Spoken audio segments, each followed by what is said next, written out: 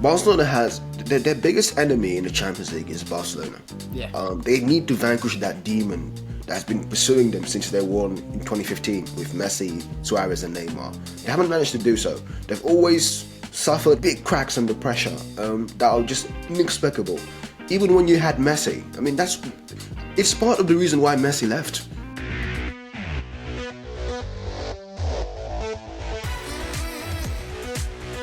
Hello and welcome back to another episode of Clean Strike. Again, it's Champions League week. Again, we are very excited. This week I'm joined by Djibril and Alejandro as we look ahead to the round of 16. I mean, there's no other place we can start other than the capital of Spain, Madrid. Alejandro, Real Madrid versus Atlético Madrid. Give us your first thoughts. What did you think when this was drawn out of the hat for the round? Again, Madrid Derby. Again, Champions League. Again, a series that is going to be thrilling and exciting, really. And especially after what happened last weekend, we saw Real Madrid losing against Betis in Sevilla in Benito Villamarin Stadium. We saw Real Madrid. It was like disconnected from the game completely in the second half, and we saw Atlético Madrid so strong, so powerful. Again, top of the league, fighting for the league with FC Barcelona. So really, it's going to be a tremendous game. It's going to be a tremendous matchup. And really, nowadays, I don't have a clear favorite about who is going to win the series. Djibril, is that the same for you? Are you as on the fence as Alejandro? Yes, I'm on the fence. I think this might be one of the most unpredictable ties in this Champions League last 16. Every Madrid derby is unpredictable, as we've seen the last go round in La Liga. For Atletico Madrid, it's more than that, because Real Madrid took away, in quotes, took away two of their Champions Leagues. They should have won twice. If there was no Real Madrid, they would have won two Champions Leagues in the past decade, and they haven't because of Real Madrid. So there's an extra spice to it when they face up in the Champions League compared to La Liga, because of those two finals that were lost, sometimes in very contentious manners. So, yeah, I mean, it will be very interesting to see the tactical battle between Simeone and Ancelotti, who have a lot of respect between them. It will also be interesting to see how Real Madrid deal with Bellingham being absent, because Bellingham is going to be missing the first leg, and Real Madrid will have to also plug in a player in there. Ceballos is absent. He's a good squad player, good rotation player as well. So it will be interesting to see how Ancelotti kind of moves pieces around to make things fit. You mentioned Djibril, Bellingham and Ceballos, for sure. They are both two very, very important absences for Real Madrid. I agree completely. But I will say even one name that could be key on this series, Fede Valverde. Fede Valverde didn't play the last two games with Real Madrid. They were commenting if it had injury. Ancelotti said that he would be fit for tomorrow. The thing is that he didn't train with the rest of the team on the last days before we are recording this podcast. Let's see how the situation evolves on Monday. But the question is, if Fede Valverde could play, Real Madrid could have a much more safety in the game than if Fede Valverde is not playing. Because you have mentioned Bellingham and Ceballos for sure. They have been key players during the season. Bellingham is absent due to bookings. Ceballos is absent due to an injury that is going to silence him for a couple of months. But Federico Valverde is the key, the mastermind, the tempo of this Real Madrid team. So if Fede Valverde doesn't play, Ancelotti will have a lot of trouble. Yeah, for sure. I think when the draw was made after the City Real Madrid game, I was very much, no one's going to stop Real Madrid. They looked pretty imperious. And then in the back of my mind, I was like, there is one team who I think could halt them, and it was Atletico. So the fact they were drawn out so soon kind of makes me think that if Madrid are going to not make at least the semi-finals, it's going to be going out here. I think they've got a rather favourable, well, not favourable, they might meet Arsenal in the next round, but you'd fancy them in that game, I think, and then it would be Liverpool, who obviously have beaten them this season. But yeah, I think Madrid's it's so tough to call, isn't it? Atletico is the complete antithesis to Real. They're a really well knit squad. They just dig deep, they defend, they play for each other. Whereas Real, sometimes it can look a little bit like they're playing for themselves. Totally. So I think that's going to be a really big teller. And yeah, I do think it's so tough to call. But do either of you have a percentage on where you think this is going to go, or are you both 50-50? I would say the percentage goes a lot for Atletico Madrid is rising up depending on how Julian Alvarez is, because we have seen on the last weeks that Julian Alvarez is the thermometer of this Atletico Madrid. He's the striker, he's also the man who's creating the biggest chances in attack for Atletico Madrid. He also has shown himself as a Cholo Simeone soldier, something that Atletico Madrid boss loves a lot. That his players, they are a continuation of him on the pitch. So if Julian Alvarez is in a very good shape, Atletico Madrid's chances go up. Nowadays, on 24 hours before the Champions League matchup starts, I will say 55-45 for Real Madrid, but just only because the weight of history. Yeah, of course. Okay, I'll go 51-49 for Real Madrid. I think I'm going to have to go. Yeah, 50-50. I'm giving them a percentage just because they're the reigning champions, Yeah. of course. So there's that little bit of edge, and also the fact that they beat Man City in the previous round. I don't think they're just going to throw that away and get knocked out early. So for me, it's 51-49 because of the history and the title and everything. Yeah, I think I'm going to have to go 50-50 just because I think games between rivals like this are so tough to call. Even like friendly games can be really tough to call.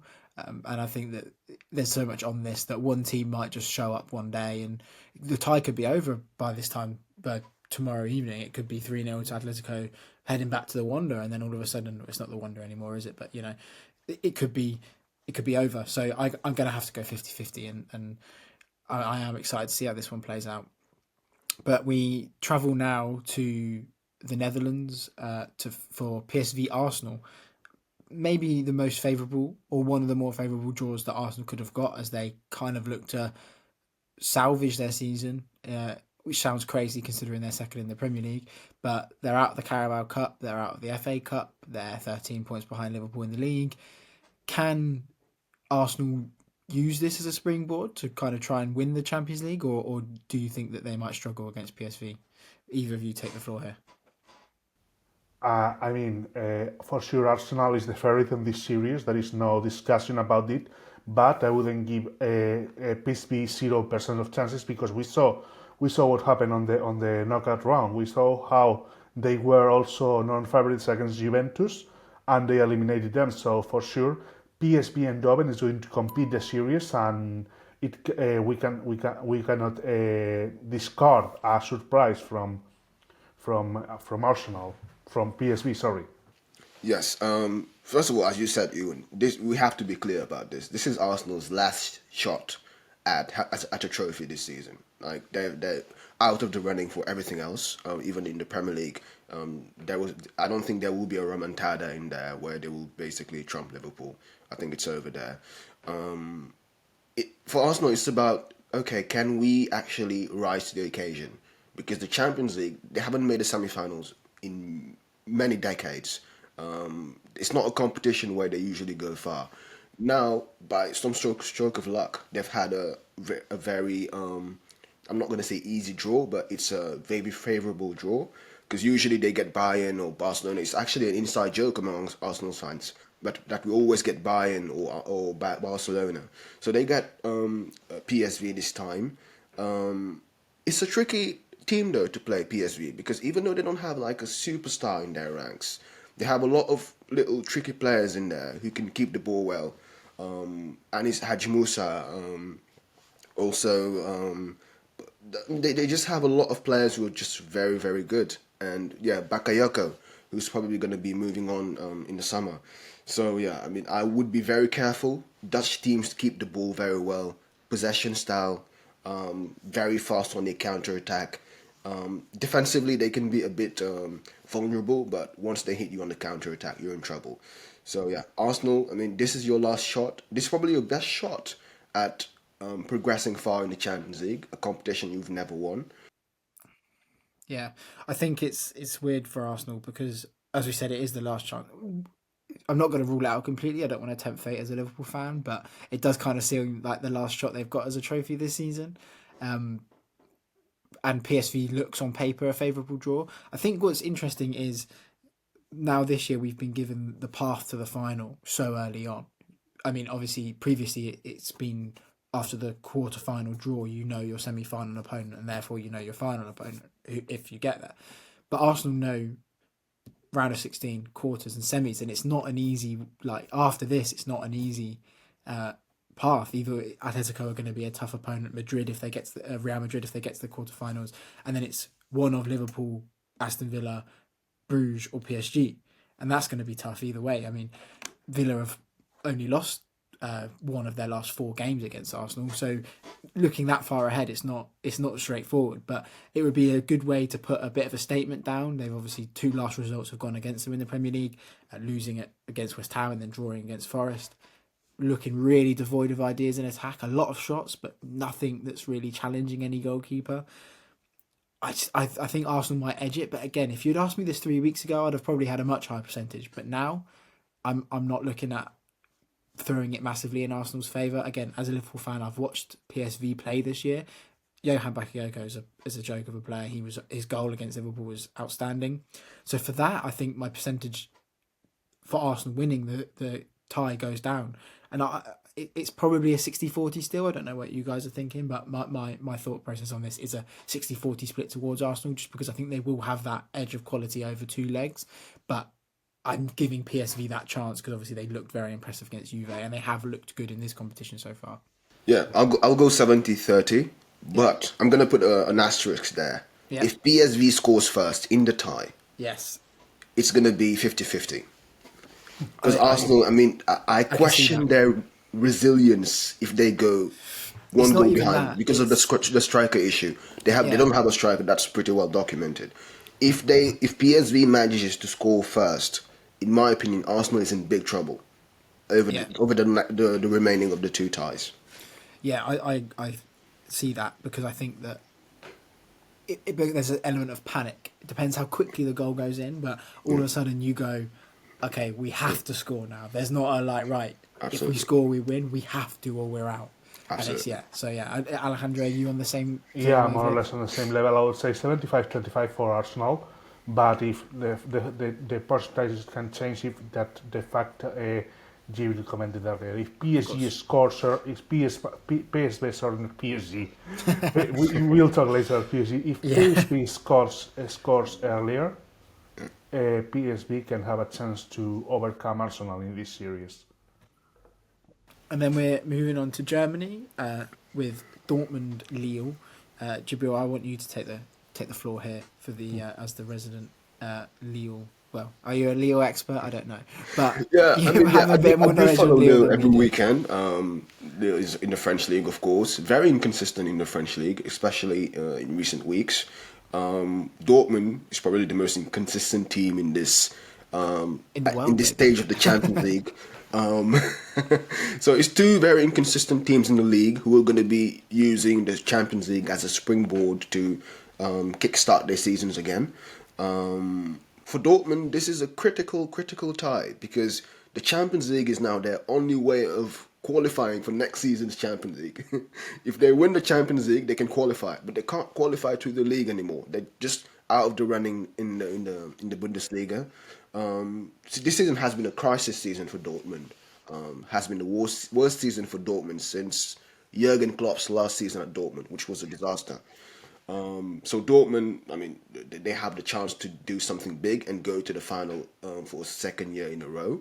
I think they can do it because they have, in my opinion, big game players. Bino Gittins, Guirassy, players who, when they play against Mainz in the Bundesliga, maybe might not be motivated, but when they play these big Champions League games, might have that little bit of extra edge to push through. So yeah, I will give Dortmund a 55-45 advantage over Lille. who for me have already overachieved and might be heading into this game thinking that we've already done what we were supposed to do. We've already brought money into the coffers, because for the French teams, this is about the money, the Champions League money. It's not about the glory. They know that they're not going to reach the finals or anything. It's all about the money and also staying competitive and being attractive and bringing prestige to the club. That's the point I will take from Djibril, the competitiveness, really. We saw after a horrible January and a horrible end of 2024, Borussia Dortmund has get now confidence again with the last 2 wins in Bundesliga. For sure, they were against rivals that they were on the bottom of the table, like Union Berlin and St. Pauli last weekend. But nowadays, the most important thing for Dortmund is to stay competitive and try to fight as much as they can to get in Champions League this season. So if they can preserve that competitiveness until the end of the year, they can reach the Champions League next season. I will give them maybe against Lille. I will give them maybe a 55 or 60% chance of advancing to the quarterfinals. But for sure, I don't see them win the Champions League. And I think that they need to take this Champions League, as Niko Kovac need to take this Champions League knockout rounds as a way to preserve the competitiveness and the hunger on the players if they want to reach that fourth spot in the Bundesliga to get into the Champions League. Yeah, so I was thinking that Dortmund are a bit like, and they have been for a few years now. They're a very good cup team where they if they're in these knockout stages, because it is all on 2 games, it's a lot easier to get yourself up for it. Liverpool were that under Klopp for a little bit before we kind of really established our dominance like across every game. And I think Dortmund will look at it as a chance to kind of, so they, as I said, you know your opponent, so they know it's Barcelona who score a lot of goals, but they can leak goals, Barcelona, at times. Like they are pretty defensively solid. Like Cabrasi and Martinez have got a really good partnership. But if I was Dortmund, I'd look at that and go 2 legs, take them to the yellow wall, and all of a sudden, like, they can put 2 or 3 past them pretty quickly. Dortmund could. So yeah, I think Dortmund will probably edge it. Lille, again, from a Liverpool's perspective, played them in the Champions League. They looked good. They held us to it was 2-1. I think Davies scored and we Harvey Elliott scored a winner. But they were very well organised, broke quite well. So it could get interesting. I think I'm going to go slightly less than you guys. I'm going to give it a 60-40 split in Dortmund's favour, because I think that if Lille nick a goal early on, it could kind of change the I don't know what the right word is, the complexity of the tie or something like that, you know. It could make Dortmund panic a little bit, because all of a sudden you're in a situation you don't want to be in. But yeah, it's going to be an interesting one, that one for sure. And then finally on Tuesday, tomorrow, we've got Brugge Villa, 2 teams who again have played each other this season already in the Champions League. I might take the lead here on this one, where I say I think Villa should have enough over them over the 2 legs. I think their new signings, Rashford and Asensio, are looking, they've clicked quite quickly. Marlon's not in the squad, which was a bit of a weird one maybe, but Rashford, Asensio, Rodgers and Watkins is a really dangerous front four, sorry. And I can just see Villa having too much over 2 legs, especially at Villa Park, because that place, when it gets going, that place is one of the best atmospheres in the country, in England. And I think Bruges might struggle. Again, they looked pretty good against City, beat Atalanta, which none of us were expecting, I don't think. So they could spring a surprise, but I just think Unai Emery, talking about good cup teams, Unai Emery is a manager who knows how to win trophies and knows how to manage cup ties. And I think Villa will have just a little bit too much for Bruges. So I'm going to go straight in with my split. I'm going to give it a 70-30 for Villa. I'm being a little bit more conservative on my splits this time, because last time I went really high and I looked a bit stupid, I think. So 70-30 to Villa. What do you both think about this tie? How do you see this one going? Completely agree. Completely agree. Even Club Brugge give the biggest surprise, and we can consider this Cinderella of this Champions League last 16 after eliminating Atalanta in Bergamo. That's important point. Yeah. They eliminate them at home Definitely, yeah. without the home advantage. Uh, really thinking that Club Brugge can advance to the quarterfinals of the Champions League.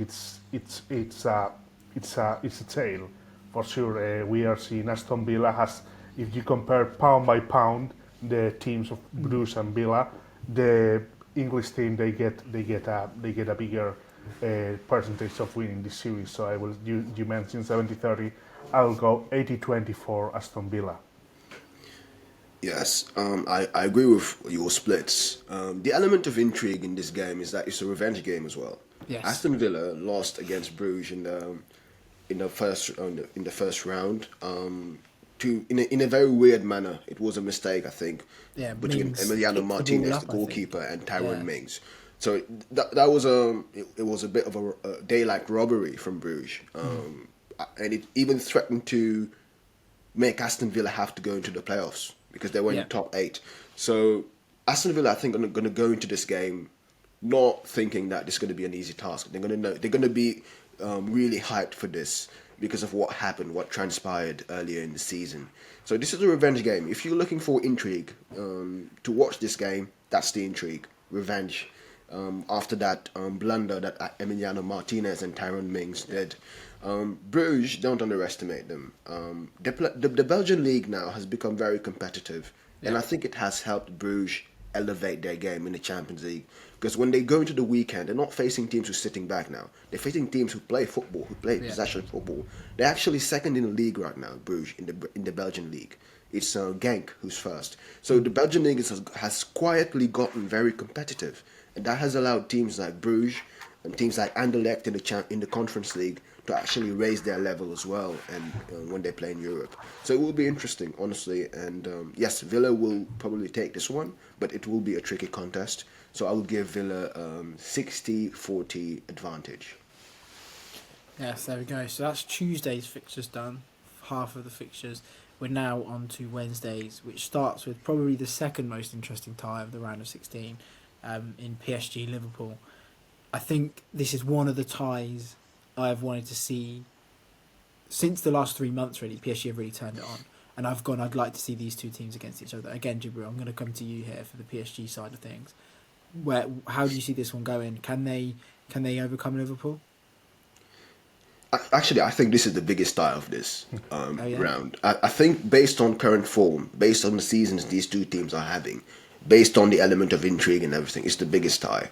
And also the opposition of style, like Liverpool, the working class city, PSG, the city, the glamour, the bling bling and everything. So for me, it's just one of those scenarios that make Champions League nights even more special. I do think that I will give Liverpool the edge. Liverpool is the best team in Europe this season, in my opinion. They have the best player in Europe. Even though a few weeks ago I said Dembele was the best player since the start of the civil year, and I still maintain that. Since the start of 2025, Ousmane Dembele has been the best player in world football. Since the start of the season, Mo Salah has been the best player. So for me, you're going to be having two of the best players, two Ballon d'Or candidates, quite clearly, facing up, Dembele and Mo Salah, two speedsters. So yeah, I mean, it's just everything is lining up for us to have like a terrific contest between these two teams. A rookie manager facing up against one of the veterans. So yeah, whoever wins this, I think, can already stake a claim to being one of the top contenders to win this. Because you have taken down one of the favourites, and so for me it will be interesting. Yeah, Liverpool for favourites though. Yeah. Completely. We are seeing that PSG Liverpool can be the biggest matchup of this last 16 of the Champions League, along with the Madrid Derby. But I will say it will depend everything on the confidence, because we saw that PSG has come after they had doubts in the beginning of the year. They were in the middle of a small crisis, if you want to call it that way. But thanks to Ousmane Dembele and thanks to the Luis Enrique's tactics, PSG has grown up and developed a strong confidence and a strong momentum that can be crucial in this series for sure. Liverpool is not going to be the same as facing Brest. We all know about it. But I think that PSG could have their chances to go away and get in the quarterfinals, because we're seeing also a competitive team, and also a team that I want to focus on some quotes about the president of the team, Nasser Al-Khelaifi, quoting, saying that they have become more humble and more realistic when it comes to Champions League, for sure. Other years we saw that PSG, we were commenting that they were favorites to win the Champions League. They were favorites to win the title, even when they have Messi, Neymar, Mbappe. We were commenting that, say that they were there was no opposition to PSG. But along with Luis Enrique, they have developed this humble position that I think is good for them. And really, I think they will have their chances, and I will say is the most tight matchup of this last season. I'll say 50-50 for both of them, even if Liverpool still, I mean, with the Premier League now almost safe, they will focus 100% on the Champions League. Yeah. I think in previous years, if this was Klopp, it'd be a very high intense game. Intense game's the right way to say it, because I was watching some clips back and it's just like the craziest football you've ever seen. It's just 100% from the minute go. Whereas I think the last 2 weeks slots shown where the difference between him and Klopp is. Still a lot of high pressure, still trying to win the ball late on in the game, counter pressing when we need to counter press. But the difference is when we're on the ball, it's a lot more calm, and when we're off it, we are happy to let the opposition have the ball. I think the City game was the example for that, which was we just let City do what they needed to do, and we were confident in our ability to defend. I said to my brother, for the last 8 years or so, we've had the best defender in the world in our team in Van Dijk, and he's his head and shoulders above everyone. But we didn't let him defend properly. He had to defend running back and making tackles and in a really high intense game on the halfway line. Whereas now we're letting him defend like a defender, and he still looks like an absolute Rolls Royce of a defender. And that's where my hope for this tie comes from. I think that as a unit, the whole Liverpool unit is just so good and so in tune at the moment. I would say about what you said about PSG, they're a bit more humble. They look a bit more like a team. They're relying on less on individuals for a moment of brilliance, whereas now you've got their midfield unit's nice. Vitinha, João Neves, you've got Desi Douare, who's coming in, and I think I pronounced his name right, who's playing well. Dembele's playing well. Hakimi's always up for it. Marquinhos is a solid defender. And all of a sudden they're working for each other rather than going, Neymar will do it or Mbappe will do it, right? So I think that's really an element there. Again, I think Liverpool edge it. I think that the quality of opponents Liverpool played in the last 2 weeks especially is higher, and Liverpool haven't, apart from the Everton and the Villa game, and the Villa game was different because Liverpool were quite good for half an hour. The Everton game goes out the window, it's a derby. But against City, against Newcastle, against Wolves, Liverpool have looked really, really solid. And I do think that will play a big part, and Liverpool probably have a 60-40 advantage going into this, I think, in my opinion. I think, Djibril, you haven't given your percentage yet. So what do you think it will be? I'll give the same 60-40. The same 60-40. I just think that there's an edge there for Liverpool. They're just looking imperious, and as you said, Mo Salah, he's a game changer. Some of the passes he played against Newcastle were just outrageous. And now we move to Germany again for the top two clashing in the Champions League, which is going to be extremely exciting. I think both of these teams are quite fun to watch. Bayern Munich may be a bit more vulnerable at the moment than people think, and Bayer Leverkusen are just solid under Xavi Alonso. So, Alejandro, where do you see this one going? Can you see which side do you see taking this tie? Another very tight matchup, really. Another very tight matchup. We saw Bayern Munich that again they are ruling Bundesliga with iron fist. We saw Bayern Munich that again they are getting a good run in the local competition. They are leaders. They seem that they are focused to win the Bundesliga title this year, but they are facing the team that has get closer to their mentality in the last decade, I think, is Bayer Leverkusen. Xabi Alonso is the mind behind this change of mindset in Leverkusen. Is the mastermind behind this competitiveness of this Bayer Leverkusen. So we will see a very tight matchup. It will depend a lot about how the defensive mistakes can affect Bayern Munich, because we saw on the last weekend against Stuttgart that even if still this Bayern Munich has get a lot of confidence, they have a lot of mistakes when they are defending the ball. And if Xabi Alonso knows how to exploit that, and they face a proper, and they can find the proper effectiveness in attack for Leverkusen, I will say Leverkusen can advance of round. But if we are talking about percentages, I'll say it's 60-40 for Bayern Munich. That's my percentage. But as we have mentioned earlier, if Bayer Leverkusen scores first, situation can change in these percentages. Yes, I agree with Alessandro's assessment. I think we needed this game because they faced twice in the league, 2 draws, and we were all wondering, okay, we need now a game to settle this, and it's going to be in Europe. It will be obviously a tricky contest for Bayern. For Leverkusen, it's all about basically maintaining Bayern and conceding control of the ball, knowing that Bayern is more technically gifted than you are, and that you can never really win the possession battle, but that you have probably quicker players than Bayern to catch them on the counter attack. So it'll be, Xabi Alonso is the more experienced coach compared to Company in terms of playing in the Champions League, playing in these top competitions. So it will be obviously very interesting to see how he somehow manages to outsmart Company.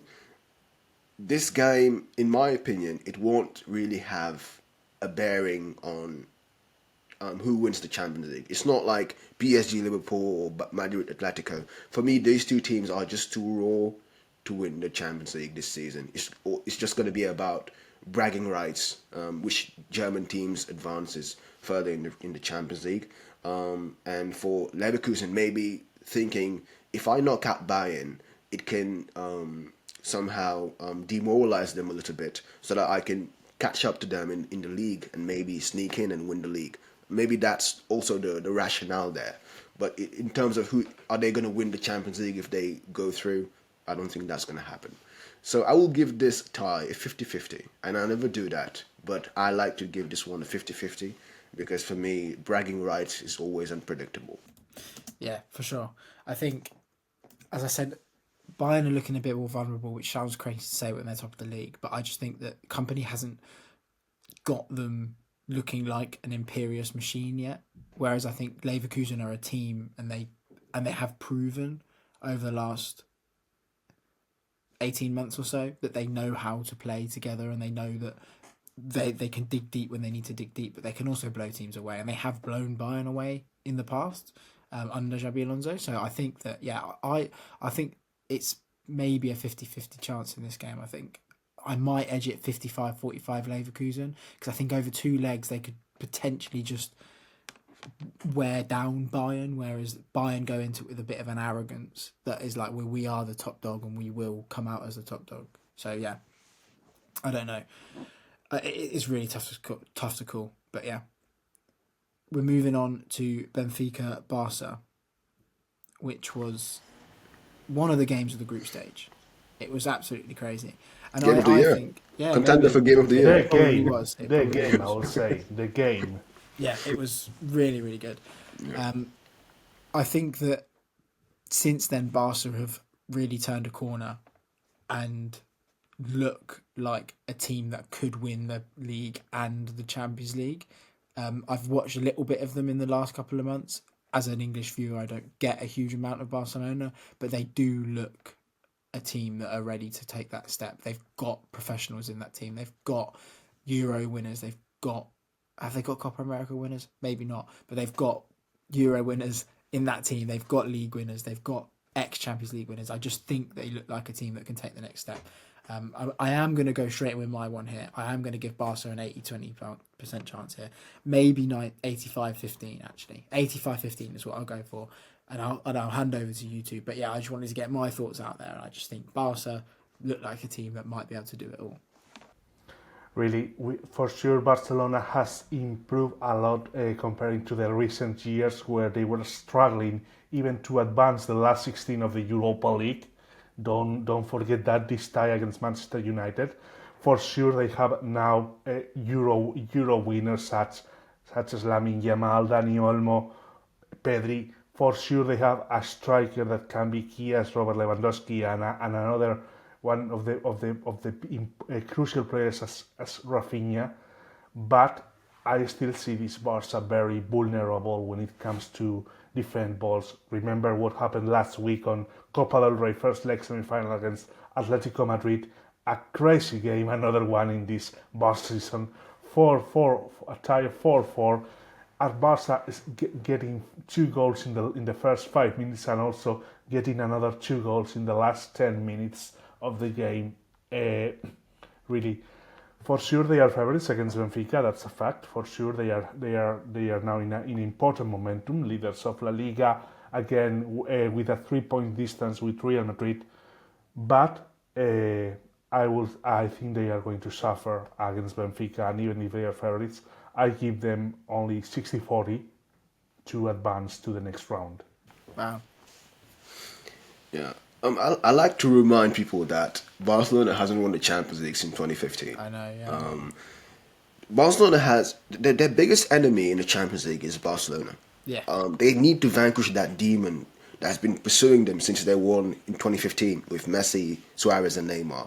They haven't managed to do so. They've always suffered remontadas. They always suffered these big cracks under pressure that are just inexplicable. Even when you had Messi, I mean, it's part of the reason why Messi left.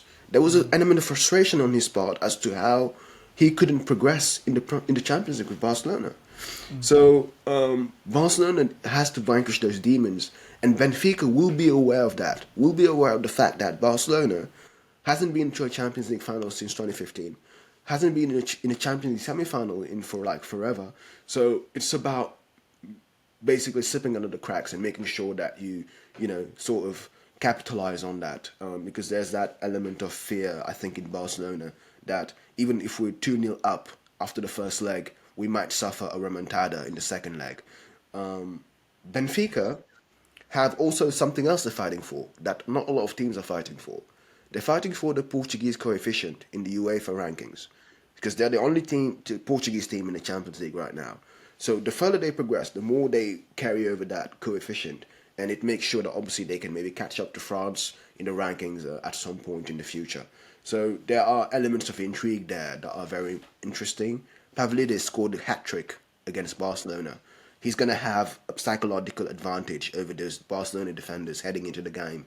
So that's also an element to watch out for. Barcelona, the youth, if they are trailing by 1 goal, are they going to have that calm and resilience to actually progress? Lamine Yamal, I mean, he's not someone who's used to playing Champions League in the latter stages. So even though he's been in the Euros and everything, this is a different ball game. So yeah, a lot of things, a lot of shaky parts. For me, I'm not going to give Barcelona a big advantage as you guys did. I think it's more like a 60-40 in my opinion. Yeah, I'll explain the reason I think. I think because Barcelona have that youth and experience in their team. The Lewandowski's obviously coming to the twilight years of his career. He doesn't look like it, but he is. And then they have got that Yamal. They have got Pedri. They've got like Casado, who's looking really solid at the base of that midfield. And I just think that it is in the DNA, and it is a different team to what we've seen in Barcelona in the last 5 years. I just think they've got elements in the team now. And I think one of the most understated elements is Flick. And I think that he is a very, very good manager. He's a very good manager to motivate players. And I think that he will be able to just get that edge out of them. I'm not saying they will win the Champions League, but if you were to ask me out of Real Madrid and Barcelona who will do the double, if one of them was going to do it, I would be putting my money on Barcelona, because I just think they've got maybe that bit more of like a team cohesion that's going to push them over the line, compared to Madrid, where it becomes an ego match where is it Vinny or is it Mbappe or is it Rodrigo? Rodrigo maybe not, but is it Vinny, Mbappe or Bellingham? Which one of them is going to step up? And none of them do or won't or might not. Obviously, they tend to, but there's a chance that they might not. Do you know? Does that make sense? Where I'm coming from, Barcelona, as like I like watching a team, and I think when I watch Barcelona, I watch a team more than I watch when I watch Real Madrid or another team. And we're on the final tie of the round. Feyenoord heading back to San Siro to try and repeat their heroics from the playoff. Inter imperious, Inter looking very good, top of the Serie A. Where's this going, boys? Who do we think is advancing out of this tie? I'll say Inter Milan completely. Really, it's. I mean, Feyenoord made the surprise, another of the surprise of the knockout run, eliminating Milan and setting again Rossoneri into a crisis. But I think this time they are facing a more solid team, a more solid block, and a more experienced team, especially when it comes to Champions League. Inter Milan. In the last years, we saw that they are a competitive team in the Champions League. Again, with Simone Inzaghi, they know how to fight these games. They know how to fight these matchups. So when it comes to a percentage of a win, I will say 80-20 for Inter Milan. Yeah, I will give it to Inter Milan as well, even though I don't think it will be by a huge margin. I still think they have the edge over Feyenoord, of course, but there's bound to be an upset. Like in this whole list of Champions League games, we always think the favorite's going to go through, but there's always two teams who kind of trump the odds and do something, who overachieve, quite frankly. So Feyenoord, in my opinion, might be the team who will be overachieving. Feyenoord, I was counting on Feyenoord, but also Bayer Leverkusen against Bayern in terms of the underdog actually trumping the top dog. Feyenoord, I mean, we've seen what they've done in the previous round. They're very dangerous. They have tricky forwards. I think one of the revelations of the tournament is that Brazilian attacker, Paixão. He's been very good, sensational. He might have earned himself a big move in the summer. So Inter Milan, obviously, probably the best defense in the tournament at this stage. I think they have enough to contain all those pacey forwards. But yeah, be careful because it just takes one goal. You can win the tie. You can score one goal over two ties and keep a clean sheet, and you're going through. So yeah, just make sure that you're not tricked into also going into penalty shootouts or extra time, because these little teams, that's what they're counting on. Okay, can we actually hold them maybe to a 0-0 draw over two games and go to penalties and maybe do something over there? So we'll see. So yeah, I didn't give my percentage. I think I'll give 70-30. With the caveat being that if Feyenoord scores first, Inter Milan might have troubles because I don't really trust Inter Milan's attacking front line in terms of actually breaking teams down. So if Feyenoord scores first, I think it will be more of a 60-40 for Inter Milan. Okay, cool. Yeah, I think I might go 70-30 as well. I think Inter... I've got a bit of a soft spot for them, as I met the team in an airport a couple of years ago, which was quite exciting. But yeah, I think Inter are just a very well drilled team. They're maybe the most organised team in Europe behind Liverpool, if I can say that. They just look it's very Italian in that sense that they can defend and dig deep when they need to dig deep, and they've got a few flashy forwards. So yeah, I'm going to go 70-30.